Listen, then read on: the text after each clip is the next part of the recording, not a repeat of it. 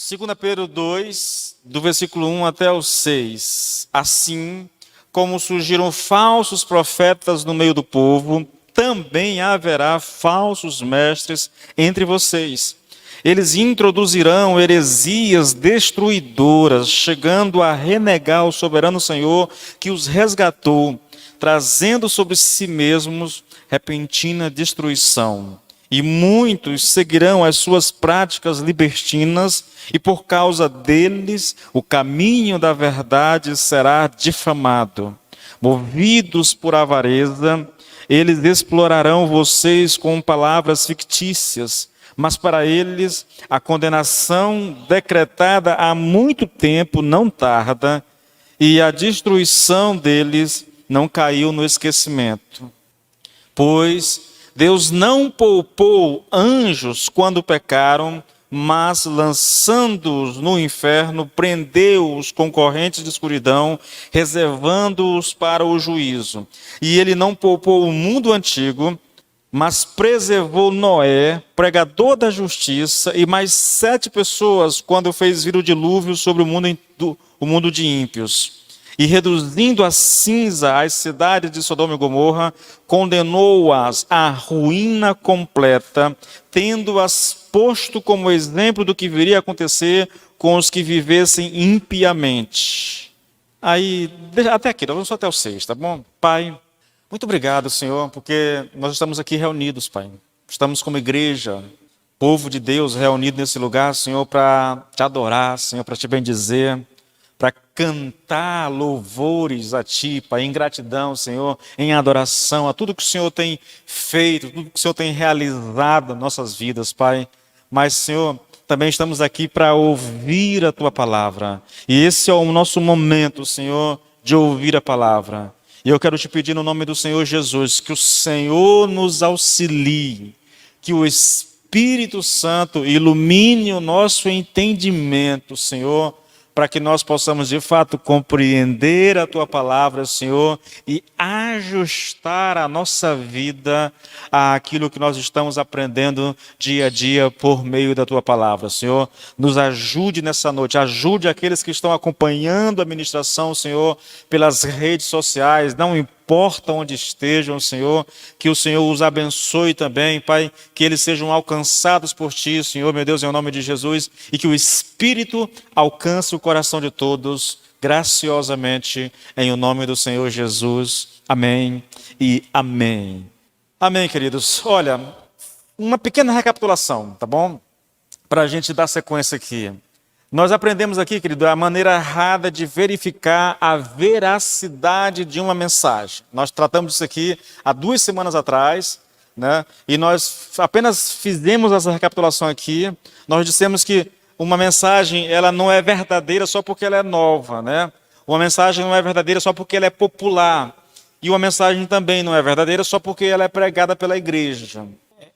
Veja, como eu faço para ter uma noção, é lógico, isso aqui é só uma coisinha muito pequenininha, isso pode ser ampliado ao extremo, mas como eu faço para saber se aquilo que eu estou ouvindo de fato é verdade? Né? Como eu posso medir, como é que eu posso averiguar? Bom, a gente pode dizer o seguinte, não é porque a mensagem está trazendo alguma coisa de novo que ela é verdadeira. Também nós não podemos dizer que só pelo fato da mensagem ser popular, ou do pregador ser muito conhecido, ou da igreja dele ser muito grande, que aquilo ali é verdadeiro. Nós não julgamos a mensagem por essa forma. Também, queridos, não é porque a igreja está pregando que ela é verdadeira. Nenhum desses motivos por si só provam a veracidade de uma mensagem. Bom, aí nós tratamos disso. Semana passada nós começamos a tratar aqui das características de um falso profeta, de um falso mestre.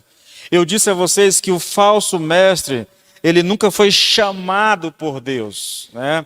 É alguém que se fez mestre, alguém que se fez profeta, né? Ele não tem um chamado de Deus na vida dele. Falei da diferença entre o falso e o verdadeiro profeta, né? O verdadeiro profeta não é alguém que escolheu falar e que, portanto, elabora suas próprias ideias e teorias. Ele é alguém que foi chamado por Deus e o próprio Deus deu a ele a mensagem e o enviou a propagar essa mensagem. Nós falamos aqui bastante, querido. O verdadeiro profeta é alguém que anuncia a palavra de Deus. O falso profeta é alguém que dá expressão às suas ideias, às suas teorias pessoais, entende? É diferente. Eu exemplifiquei isso aqui a semana passada. O compromisso do verdadeiro profeta, ou do mestre, ou do verdadeiro pastor, se é que se pode colocar dessa forma, é que ele vai expor a palavra de Deus. Não importa o que está escrito, ele vai expor aquilo que está escrito. Gostando ou não, querendo ou não, né? E se a igreja vai gostar ou não, isso não faz diferença para o pastor. Ele vai expor a palavra, é a palavra de Deus, é todo o conselho de Deus, ele vai expor isso. O falso profeta não. O falso profeta ele tem as suas ideias e ele vai expor as suas ideias. Aqui e acolá ele vai atrás das escrituras sagradas para poder basear um pouco aquilo que ele está falando, mas as ideias são deles. A Bíblia é só para ajudá-lo na exposição das suas ideias. Isso é uma característica básica, irmãos, entre um verdadeiro mestre ou pastor e um falso pastor ou um falso mestre ou um falso profeta. Ele vai propagar ideias deles, entendeu? Ideias dele. Bom, o Lloyd Jones coloca isso de uma forma que eu acho isso incrível. Irmãos, olha, a suprema diferença entre o verdadeiro profeta e o falso é que o verdadeiro profeta prega a mensagem da Bíblia e o outro, o falso, prega o que ele acha que a Bíblia deveria dizer e ensinar. Isso é muito claro, irmãos. Isso é muito claro. Como é que eu sei, pastor? Como é que eu sei que um pastor não está pregando a Bíblia? A Bíblia é simples. Ele começa a pregar, ele lê um versículo da Bíblia, ele fecha a sua Bíblia e ele não volta mais para o texto. Ele sai falando as suas ideias, entende? Ele não está expondo. O que é a pregação da palavra, irmãos? Como eu a entendo? É lógico. Não estou dizendo que esse é o único método correto, entendeu? Basicamente, a gente classifica a pregação da mensagem de duas formas. A mensagem temática é o pastor, ele escolhe um tema, de acordo, ele olha para a igreja, para a realidade da igreja, e ele quer dar uma palavra nesse sentido, então ele pega um tema que diz respeito à realidade da igreja, e ele vai para as escrituras, atrás de subsídio para pregar a mensagem, entendeu? Ele vai pregar as escrituras, mas ele tem um tema na mente. Então ele vai atrás da Bíblia, atrás de subsídio, de textos, para que o texto dê base a tudo aquilo que ele vai falar. É um tipo de mensagem, irmãos. A gente não pode condenar isso, não. Eu preguei durante muito tempo assim, né? Mas existe um outro método de pregação que eu considero mais eficiente, mais bíblico ainda, entendeu? Porque ele vai expor aquilo que está escrito. É o método expositivo, né? A pregação expositiva. Veja, eu peço a Deus uma direção para o livro que eu vou pregar. Então eu pego aquele livro, eu vou estudar o livro e eu vou pregar ele todinho, capítulo por capítulo, versículo por versículo. Isso demora? Sim. Isso demanda mais tempo? Com certeza, entendeu? Mas eu estou lendo as escrituras e explicando elas a vocês e fazendo a aplicação. Isso é a pregação bíblica. A meu ver, a maneira mais correta, né? E a maneira que melhor expõe de fato a palavra de Deus. Ainda que aqui, veja o que eu estou fazendo. Eu estou trazendo aqui algumas ideias, algumas considerações a respeito do tema. Eu não sei se eu vou entrar exatamente no tema, não sei se eu vou abordar ele exatamente como eu abordo os outros temas. Eu ainda não decidi, irmãos. Porque aqui nessa mensagem de Pedro, nós temos uma coisa interessante. Pedro diz quem são os falsos mestres, como eles vivem, o que eles pregam. Então ele faz uma dissecação, ele disseca isso. Ele desnuda para nós, querido, não só o caráter pessoal, o caráter do profeta, do mestre, como do ensino dele, entendeu? Não tem nada nas escrituras que se compare a isso aqui. Talvez algo que seja parecido com isso aqui seja Judas, né? Porque o pessoal, os comentaristas ficam meio que na dúvida. Eles não sabem se 2 Pedro veio antes ou depois de Judas. Judas é um livrozinho que só tem um capítulo e Judas resolveu escrever sobre essa questão do falso profeta, do falso mestre, entendeu? Tem coisas muito semelhantes ao que está aqui em 2 Pedro. Só que 2 Pedro é mais completo, na verdade, né? É mais detalhado. Veja, irmãos, a igreja estava sendo atacada. Esses falsos mestres estavam se levantando no meio da igreja. Estavam afastando as pessoas de Deus, desvirtuando elas dos caminhos do Senhor. E Pedro, ele diz assim, olha, eu vou mostrar a vocês quem são, como vivem e o que pregam. Vocês só se deixam enganar se quiserem. Mas eu vou desnudar para vocês detalhadamente o que é e o que prega e como vive um falso profeta. Você pode ler esse capítulo 2, porque você vai ter essa descrição clara, irmãos, muito, muito clara, muito nítida do que é um falso mestre, o que é um falso profeta, entendeu? A ideia é o seguinte, você pode até se deixar levar pelo engano, mas porque quer se deixar levar? Porque eu vou mostrar para vocês quem é o falso mestre. Então, a gente está fazendo algumas considerações, tá?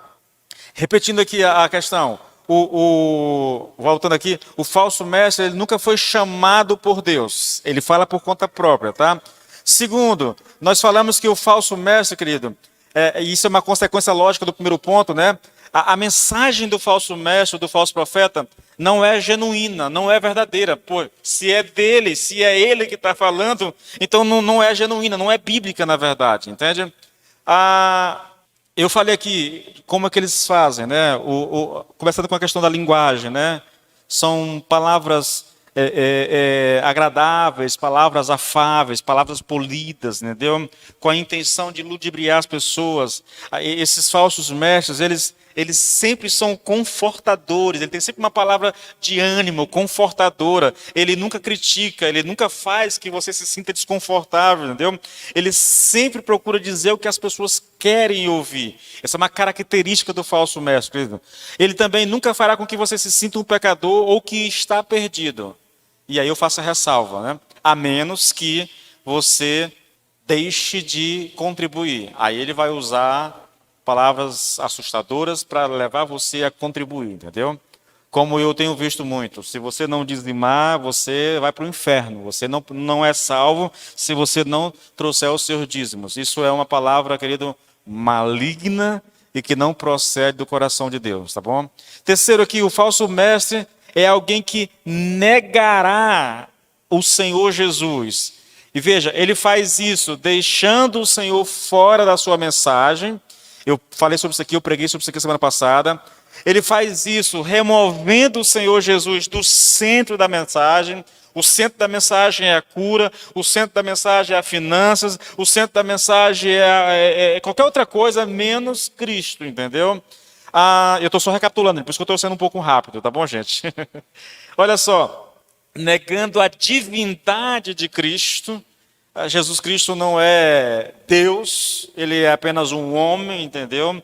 Negando a obra expiatória, não há muita preocupação em falar do sacrifício de Jesus Cristo na cruz do Calvário, porque isso, para eu falar do sacrifício, ainda que alguns tenham feito isso, né? Olha, Jesus Cristo morreu na cruz para que você seja abençoado, para que você seja próspero, para que você seja rico. Eles até falam da cruz, mas eles dão um sentido diferente para a cruz, né? Para a obra expiatória do Senhor Jesus. E eles negam a centralidade da cruz de Cristo. Eu acho que isso é demais já. Vamos começar aqui, senão eu não consigo nem terminar o que eu tenho para falar. O segundo ponto, foi aqui que nós paramos, tá bom? Nós vamos começar. Os falsos mestres, querido, e os falsos profetas são falsos em suas vidas e seu modo de viver. Eu fui até aqui, na verdade, né? Eu falei sobre isso aqui também. Se a mensagem for errada, a vida também será errada. Eu falei sobre isso aqui. Olha, uma coisa interessante, sabe? Todo o capítulo 2 desse texto aqui, ele traz algo assim, querido, que é assustador, né? Um afastamento das pessoas de Deus causado pelos mestres e pelos falsos mestres e os seus falsos ensinos. Isso, querido, aqui é uma coisa interessante, porque eu tenho visto ao longo da minha caminhada com Deus, convivendo com alguns pastores, que há sabe essa coisa do politicamente correto? Isso entrou na igreja já, e eu tenho visto muitos pastores dizer assim, olha, você não pode falar de tal igreja, você não pode falar de tal pastor, né? Parece que eles acham que isso é um julgamento, que isso é uma acusação. Irmãos, deixa eu colocar algo para vocês que eu acho interessante. Toda a Bíblia, isso vai estar no meu texto mais tarde, principalmente o Novo Testamento, mas de maneira muito clara, as cartas de Paulo, as cartas de João, a de Pedro, a de Judas, são os autores do Novo Testamento. Até o próprio Cristo faz isso, falando dos fariseus, entendeu? Então, todo o Velho Testamento, ele lida com o erro doutrinário de forma muito rígida, muito dura, na verdade, entende? Se há um colega pastor aqui que está pregando o erro, eu sou, irmão, se eu quero ser bíblico, se eu quero ser um homem de Deus, eu sou obrigado, não é a criticar o pastor, mas é a expor o erro que ele está propagando, porque Judas diz que nós somos chamados por Deus a lutar pela nossa fé, entendeu? Pela pureza da doutrina, pela pureza das escrituras, do ensino bíblico. Nós somos chamados a lutar por isso. Não é uma coisa assim de, é meu colega, eu não vou ofender o meu colega, não, eu vou deixar caladinho, deixa quieto lá, porque ele se vira com Deus. Não há isso na Bíblia, irmãos. Não há isso na Bíblia. O chamado bíblico, olha, Paulo, Pedro, qualquer um, eles são tolerantes com fraquezas. São tolerantes até com pecados, entendeu? Mas quando a questão é o erro doutrinário, irmãos, aí vocês vão ver homens de Deus bravos. Homens de Deus que não têm papas na língua. Homens de Deus que expõem mesmo. Paulo chega a chamar em Filipenses os falsos mestres daquela época de cães. Cães, irmãos, era um xingamento terrível na época de Paulo. Então, ele se refere a esses falsos mestres como cães, entendeu? Como cães. Para você ter uma noção de como para esses homens não se pode brincar com o erro. E vocês vão perceber na mensagem de hoje, querido, que nós não podemos de fato brincar com o erro. Se eu creio na mentira, irmãos, então minha vida toda se desajusta. Grave algo, irmãos. Aquilo que eu creio vai dirigir a minha vida. É por isso que é tão importante crer da maneira correta. Se a minha crença está errada, irmãos, minha vida também estará errada. Olha, voltando aqui rapidinho. Todo o capítulo 2 descreve de maneira explícita e assustadora um afastamento de Deus causado pelos falsos mestres e seus falsos ensinos. Isso, infelizmente, é mais comum do que a gente pode imaginar, querido. É só estudar a Bíblia e nós veremos que esse é um movimento repetitivo. Por que acontece esse negócio? Nós nos afastamos de Deus. Veja, o falso mestre começa a pregar e há um afastamento de Deus. Isso é repetitivo. As pessoas se afastam da instrução bíblica e há esse afastamento de Deus como consequência. Uma coisa que eu queria chamar a sua atenção é o seguinte. Se você atentar para a história da igreja, você vai ver uma coisa interessante. Sociedades que são impactadas e muitas vezes transformadas pelo poder do Evangelho. Isso ocorre, querido, em períodos da história. E esses períodos, o nome que se dá para isso é avivamento. Quando ocorre um avivamento, a cidade onde aquilo está acontecendo, toda ela é impactada, a sociedade é impactada pelo avivamento, por uma visitação de Deus. Eu trouxe uma descrição do que é um avivamento para você ter uma noção do que eu estou falando, tá bom? E às vezes a gente fala demais de avivamento e nem sabe o que é isso exatamente. Avivamento, querido, é uma experiência na vida da igreja quando o Espírito Santo realiza uma obra em comum. Ele a realiza primeiramente entre os membros da igreja, é um chamado reviver dos crentes. Não se pode reviver algo que nunca teve vida. Assim, por definição, o avivamento é primeiramente uma vivificação, um revigoramento, um despertamento de membros de igrejas que se acham letárgicos, dormentes, quase moribundos. É quando a igreja está quase morrendo, irmãos, o Espírito Santo vem sobre ela e aviva o coração, a obra de Deus no coração daquelas pessoas. Isso é capaz de mudar uma sociedade, de mudar uma nação. Se um dia você tiver disposição para estudar sobre a história dos avivamentos na história da igreja, você vai perceber cidades, nações que foram transformadas. É lógico, isso com o tempo isso se perde, mas que houve uma transformação. Há um famoso avivamento no país de Gales, querido, que mudou parte da Europa, entendeu? Na Inglaterra, Porque 4 jovens começaram a buscar o Senhor e aquilo se espalhou por aquela nação, aquelas nações. Isso mudou, irmãos, mudou a sociedade, entendeu? Mudou o estilo de vida das pessoas. Na verdade, eu particularmente, eu oro muito. E eu digo para o Senhor, Senhor, eu quero morrer, mas antes de morrer, eu quero ver, eu quero presenciar, eu quero participar de um avivamento. Porque, embora se fale muito de avivamento no Brasil, o Brasil não sabe o que é um avivamento, irmãos. Não sabe. Nós não conhecemos um avivamento, não nos moldes, né, históricos, né? Talvez haja um avivamento aqui, outro ali, uma pessoa é avivada, né, e ela influencia ali a igreja, o bairro, a cidade, mas esse avivamento que vem para mudar uma igreja toda, que vem para mudar uma cidade toda, nós ainda não experimentamos da forma como deveria experimentar. Agora vejam, da mesma forma, querido, e para ser honesto a vocês, quando Deus visita a igreja, acontece isso. Quando a igreja se afasta de Deus, irmãos, quando ela perde o seu poder, as sociedades também são afetadas. O mundo fica um lugar pior, porque quando a igreja se afasta de Deus, o poder das trevas avança ferozmente nesse mundo, né?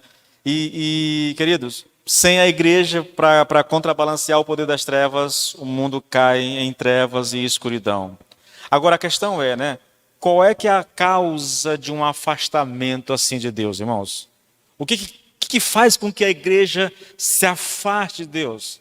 E a resposta é muito simples, irmãos.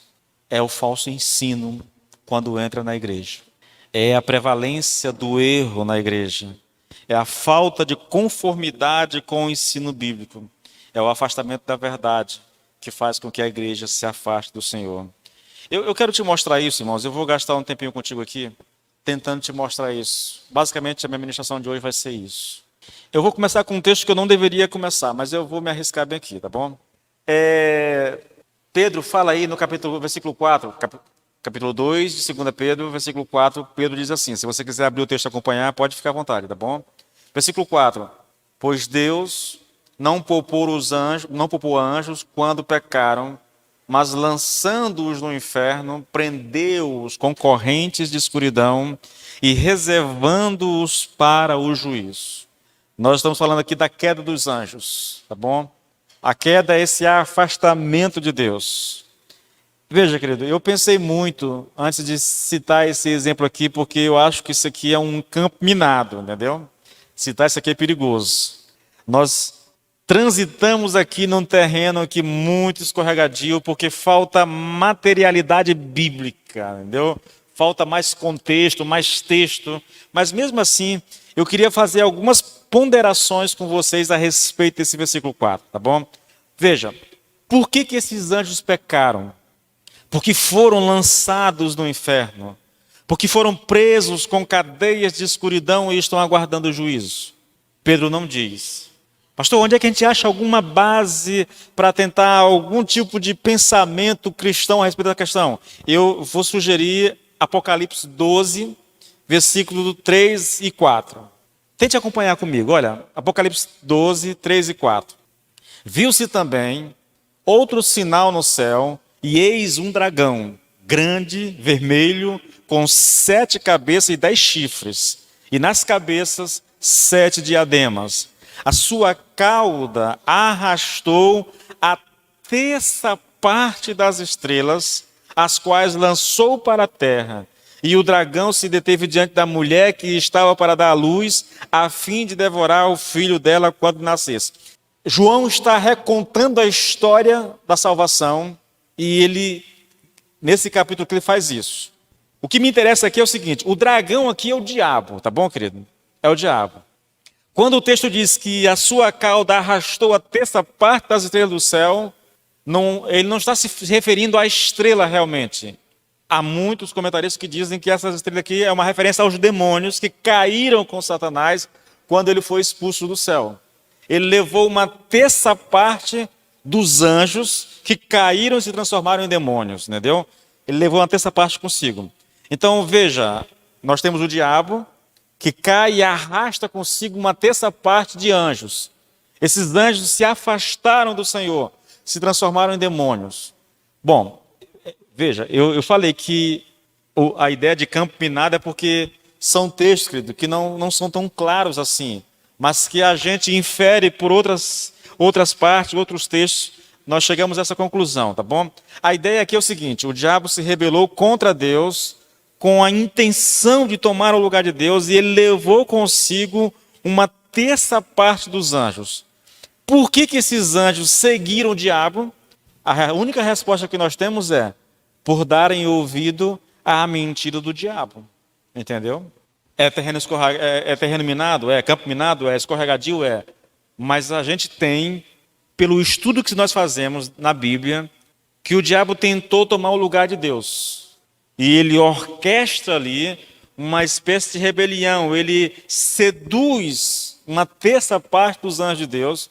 Eles acreditam na conversa do diabo, entendeu? Então são levados após ele a se rebelarem contra Deus e são expulsos do céu.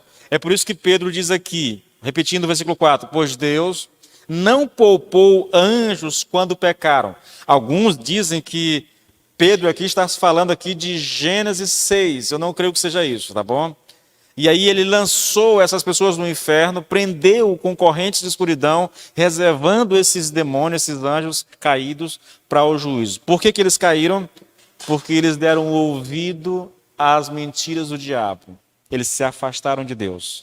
Toda vez que nós damos ouvido... Irmãos, pensa uma coisa. Veja, querido, talvez você não goste do que vai ouvir, mas o falso ensino tem um mentor. O falso ensino tem um pai. E é o diabo. Toda vez que um pregador vem e ele distorce as escrituras, ele está a serviço do diabo. Não importa se você gosta do pregador ou não, querido, se ele vem e adultera a palavra, ele está servindo ao diabo e não a Deus. Tá bom? Então nós temos aqui, Pedro está usando esse texto aqui como exemplos de julgamento de Deus na história passada da igreja, entendeu? Da história da humanidade, na história até mesmo da criação dos céus. Porque ele está citando aqui os anjos, e isso aconteceu antes que houvesse terra ou qualquer outra coisa, entendeu? Agora ele vai passar para algo mais conhecido, o mundo pré-diluviano, né? Versículo 5, 2 Pedro 2, 5. Ele não poupou os anjos, no versículo 4. Agora no 5, e ele não poupou o mundo antigo, mas preservou Noé, pregador da justiça. Atente para isso, irmãos. Noé é chamado aqui por Pedro por pregador da justiça, tá bom?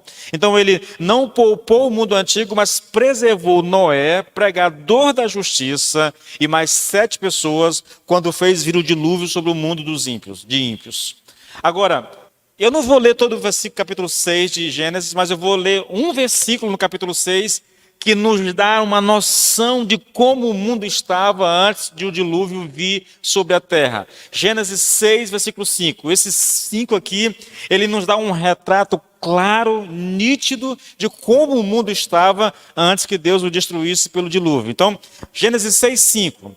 O Senhor viu que a maldade das pessoas havia se multiplicado na terra e que todo o desígnio do coração delas era continuamente mal. Veja, querido, que citação terrível essa. O Senhor olha para a humanidade e, com a exceção aqui de Noé e a sua família, todo o desígnio de todas as pessoas que habitavam na terra naquela época era mal. Todo o desígnio do coração deles era continuamente mal. Continuamente mal, irmãos. A pergunta é, qual a causa dessa maldade? Por que todo o desígnio do coração deles era continuamente mal? O que levou o mundo antigo a esse estado tão deplorável? E a resposta, querido, é, o que levou eles a essa situação foi o afastamento de Deus e do seu ensino.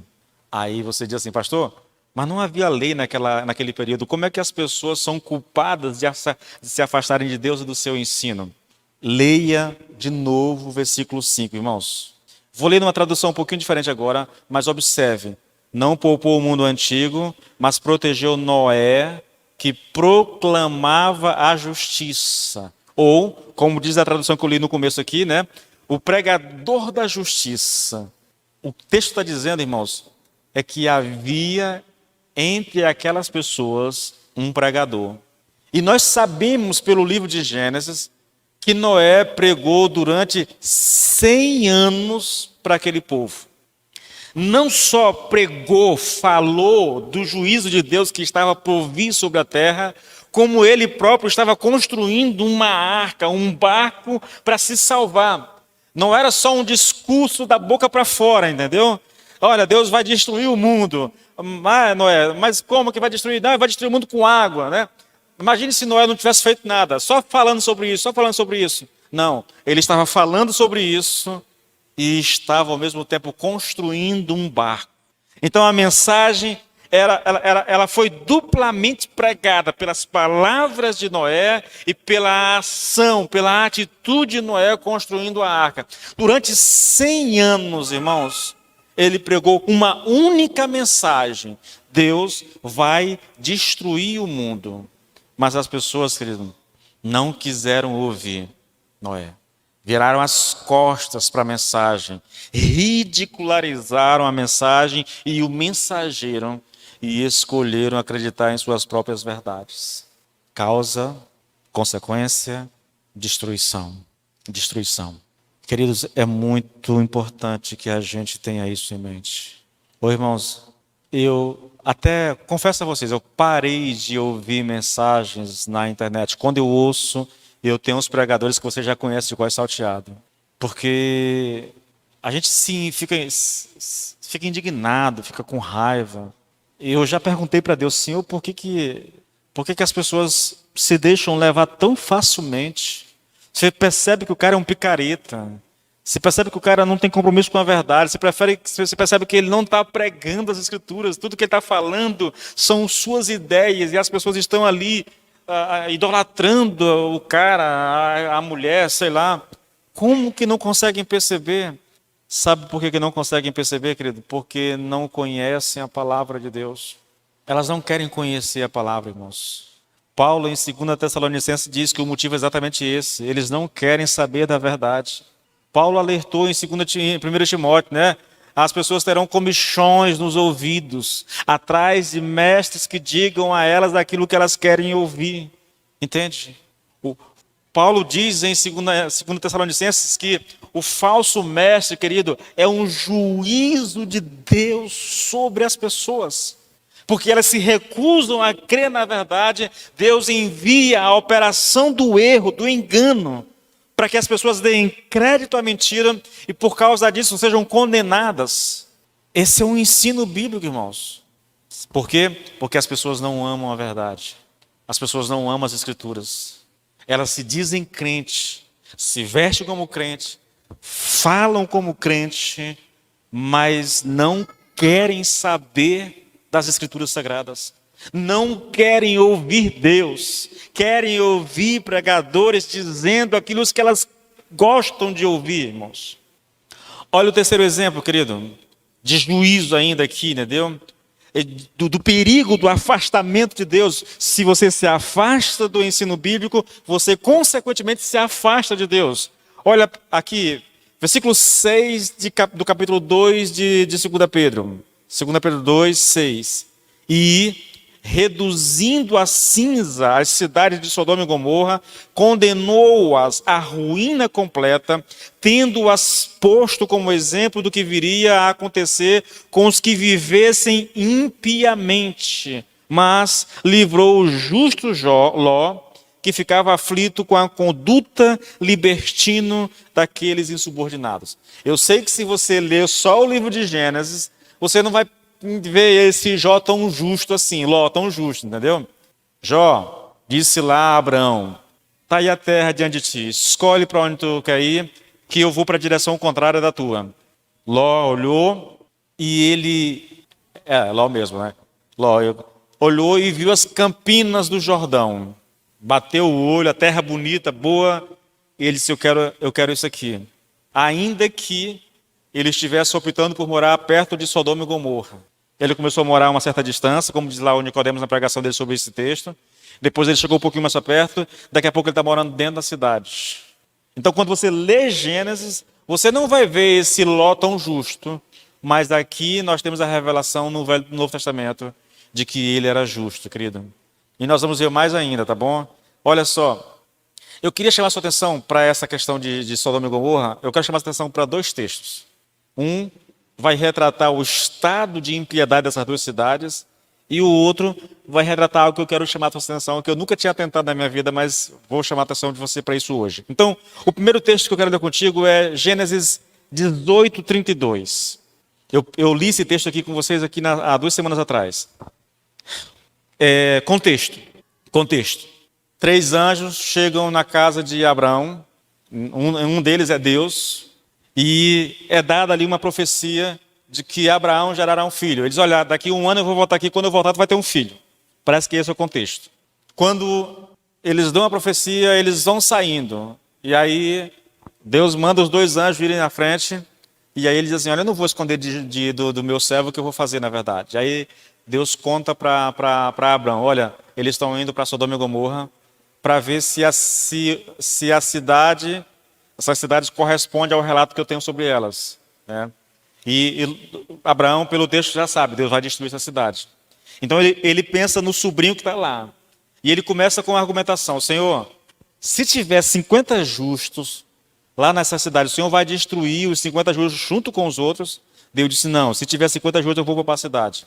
Senhor, se tiver 40, o Senhor vai destruir os 40 junto com o restante? Não, se tiver 40 eu não destruo a cidade. Senhor, se tiver 30, e ele começa a argumentar. Aí no versículo 32 diz assim, por fim Abraão diz, Senhor, não fiques irado comigo por eu falar mais uma vez, suponhamos que haja apenas 10. O Senhor respondeu, por causa dos 10 não a destruirei. Veja, ele está apelando. Ele não está tão preocupado com as pessoas, ele está preocupado com o sobrinho dele que está lá, e ele sabe que Deus vai destruir a cidade e o sobrinho pode morrer por causa disso. Então ele faz um clamor. Senhor, se tiver 50 justos, o Senhor vai matar todo mundo? Não, eu vou poupar. Senhor, se tiver 40, o Senhor vai matar? Não. Senhor, se tiver 30? Não. Senhor, se tiver 20? Não. Senhor, se tiver só 10, o Senhor vai matar? Ele disse, não, se tiver 10, eu também não vou destruir. Só que não tinha nem 10, irmãos. Não tinha 10 pessoas justas naquele lugar. Na verdade, creio que o único justo ali era Ló.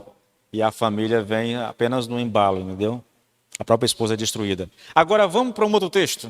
Gênesis 19, 19. Eu já peguei uma tradução já um pouco mais contemporânea para facilitar o entendimento. Gênesis 19, 19. Saia da frente, gritaram eles.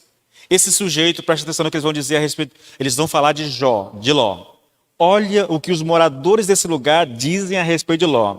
Esse sujeito é um estrangeiro que se mudou para a cidade e agora age como se fosse nosso juiz. Preste atenção, irmãos. Faremos a você coisas bem piores do que a seus hóspedes. Então partiram para cima de Ló, tentando arrombar a porta. Queridos, isso aqui os anjos foram para a cidade, chegaram em Sodoma, entendeu? E aí Ló o recebe em casa. Quando eles estão lá com Ló, os moradores da cidade, adultos, crianças, todo mundo chega lá e diz assim, olha, manda eles para fora porque nós queremos nos relacionar com eles. Ló apela, olha, eu tenho filhas virgens aqui, eu coloco elas para vocês, mas poupa eles porque são meus visitantes aqui. E os caras dizem, não. A fala é o seguinte, olha, tu chegou aqui agora e está querendo agir como se fosse nosso juiz. Isso aponta, querido, para uma coisa. Não foi a primeira vez que Ló tentou alertar o povo para o comportamento deles, entendeu? Não foi a primeira vez que Ló recriminou aquele povo pela atitude ímpia deles. Essa palavra aqui nos faz entender, querido, que Ló já havia alertado aquele povo a respeito da impiedade do coração deles. O que nós temos aqui? Nós temos aqui a mesma situação do dilúvio. Havia um pregador entre eles, mas eles não deram ouvidos à verdade. Eles optaram por seguir seus próprios desejos e vontades. Se afastaram do ensino, se afastaram de Deus, e por causa desse afastamento, Eles se tornaram ímpios ao extremo, a ponto de Deus destruir aquelas 2 cidades com fogo e enxofre. Quando nós nos afastamos do ensino correto, querido, nós nos afastamos de Deus. Quando nós nos afastamos de Deus, o nosso coração, ele é dominado pela impiedade.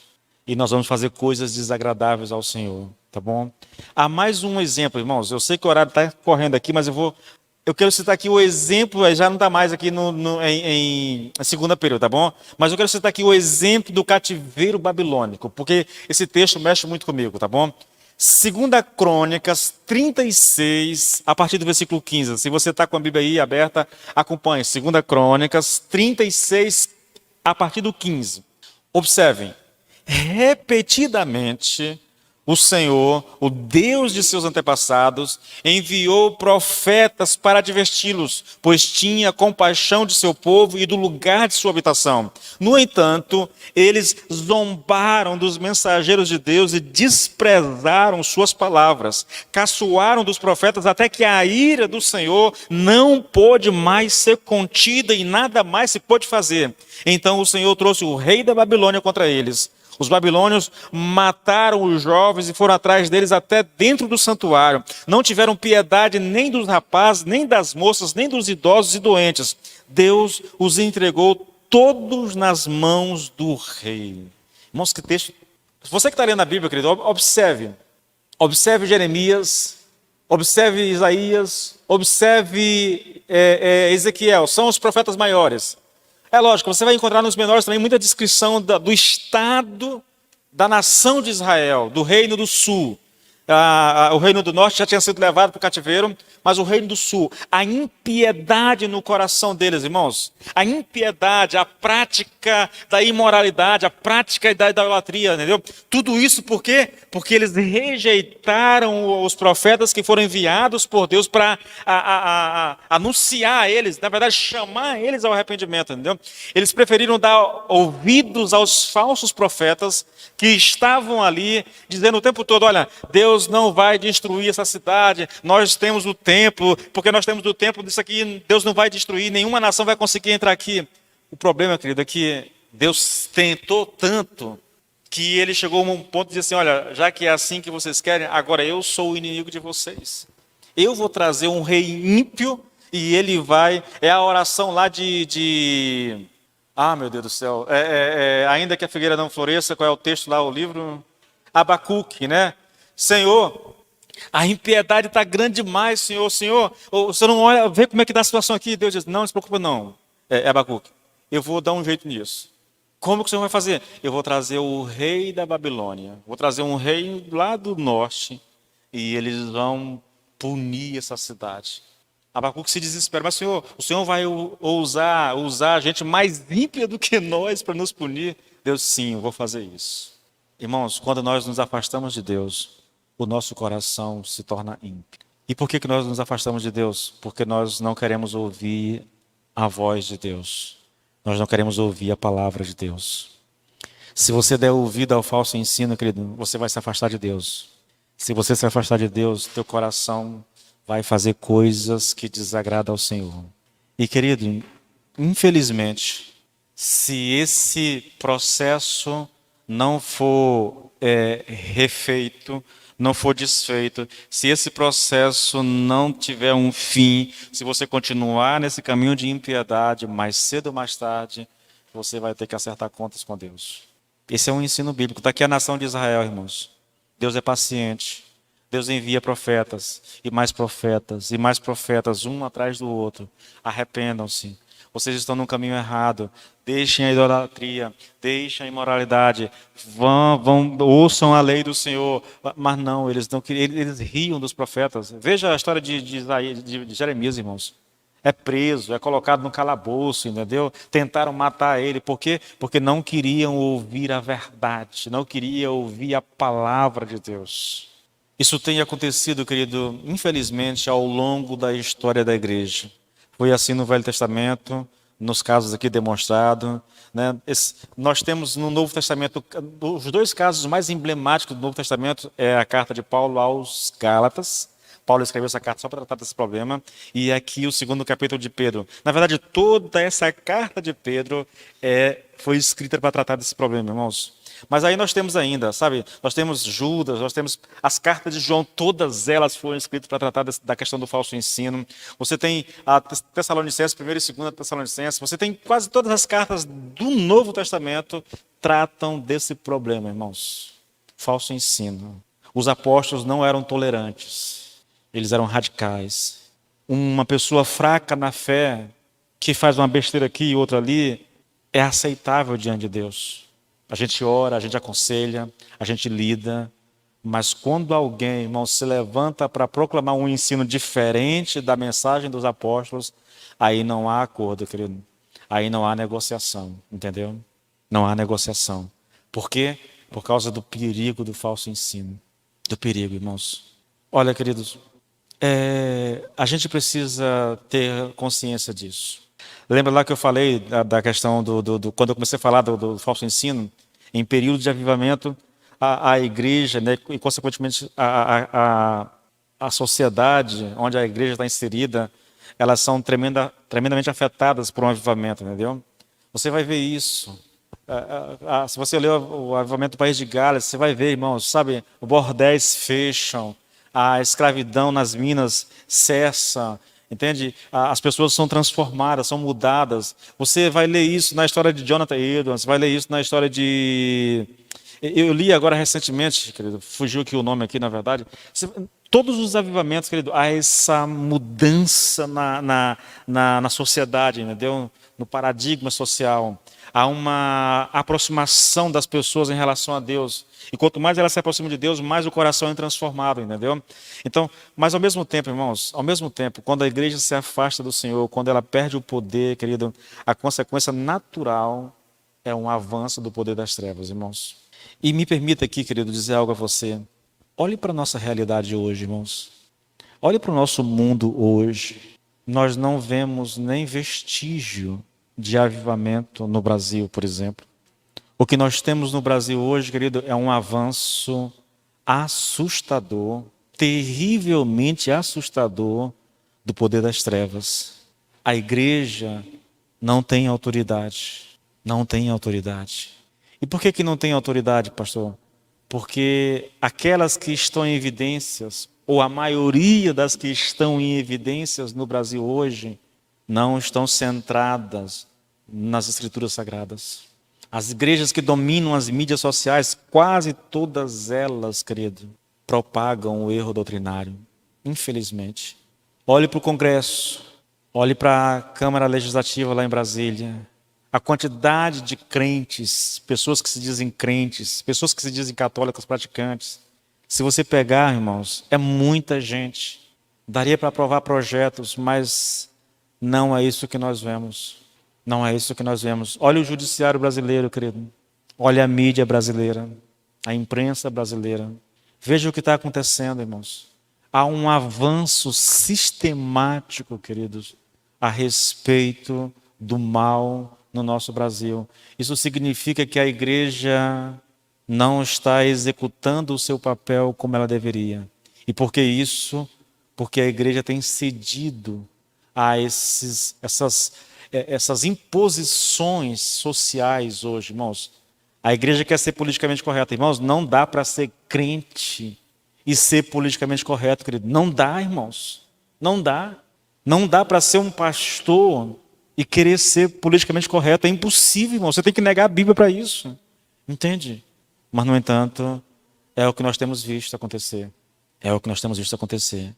Não há sinal de avivamento, irmãos. Ouça isso aqui, querido. Ouça, por favor. É Lloyd Jones falando.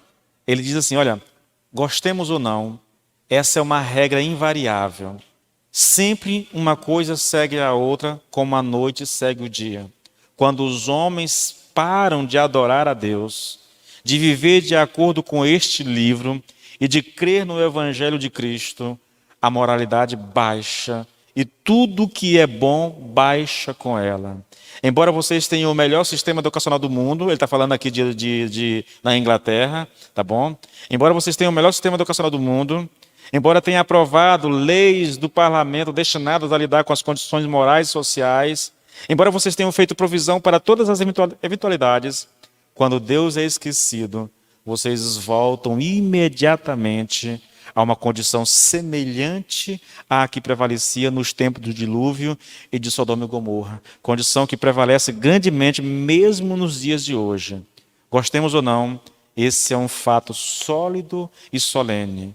É o abandono da pura e sã doutrina que, em última análise, leva ao caos moral, político, social e econômico. Isso aqui foi escrito em 1940 e alguma coisa. Essas palavras de Lloyd Jones. Mas parece que ele está descrevendo o Brasil de hoje. Parece que ele está descrevendo os Estados Unidos hoje, entendeu?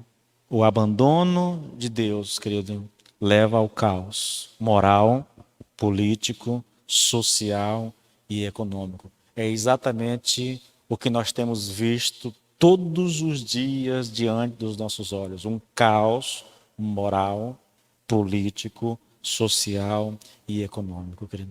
Infelizmente, essa é a realidade que nós estamos presenciando hoje. Esse processo, querido, ele não acontece instantaneamente. Ele se dá por etapas. Esse afastamento de Deus. Há um teólogo suíço chamado Emil Brunner. Ele diz que esse processo de afastamento de Deus se dá em 3 etapas. Observe isso, irmãos. Observe isso. Na primeira etapa, querido, ele diz: o avô cria no Evangelho e vivia em conformidade com ele, com o ensino do Evangelho. Na segunda etapa desse processo, o filho deixou de crer no Evangelho, mas ainda conduzia sua vida de acordo com as ideias de moralidade a ele dadas por seu pai. Segunda etapa. A terceira etapa, a terceira geração deixa de crer, não somente no Evangelho, mas também na visão moral e ética da vida baseada no Evangelho e dele derivada. O que nós temos no Brasil hoje, querido, é fruto de um processo que já vem em declínio há algum tempo. Nós estamos chegando no ápice, irmãos, eu nunca pensei que eu fosse ver e viver o que nós temos presenciado nesses últimos dias. Sabe o que é isso, irmãos? É o poder das trevas avançando sobre a nação brasileira. Nós temos aí a ideologia de gênero, entendeu? Que vem sendo implantado em vários municípios. Nós temos uma série de leis que estão sendo implantadas e tudo isso, querido, tem um propósito. A questão toda se dá, querido, porque a igreja perdeu o poder dela. Querido, se você quer ser crente de verdade, você tem que estar disposto, irmãos, a correr o risco que deve se correr para poder preservar a mensagem. Eu não posso negociar a mensagem, irmãos. Eu não posso, querido, de maneira alguma ser politicamente correto, querido. Não dá, irmãos. Não dá. Se eu estou vendo o erro e eu não denuncio o erro, eu sou conivente com o erro, irmãos. Se eu sou conivente com o erro, eu não sirvo para pegar a palavra. Infelizmente, querido, é essa a regra. Essa é a norma. Entende? Então, você quer ser um homem de Deus, uma mulher de Deus? Viva aquilo que você acredita. Viva aquilo que está escrito.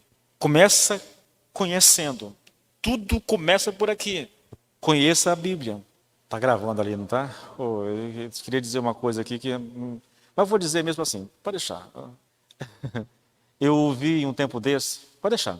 Eu ouvi um tempo desse de um pastor que ele propagou de púlpito a disposição dele para ler a Bíblia, irmãos. Eu ouvi aquilo e disse, isso está gravado, tá, gente? Isso está gravado. Isso está em YouTube, tá bom? O cara, eu não vou dizer o que ele queria fazer, irmão, mas é algo assim que as minhas filhas de 4 anos de idade dão de 10. De 7. Desculpa, é porque é o 4 capítulos por dia que eu fiz uma confusão, desculpa. Né? É porque elas leem 4 capítulos todo dia.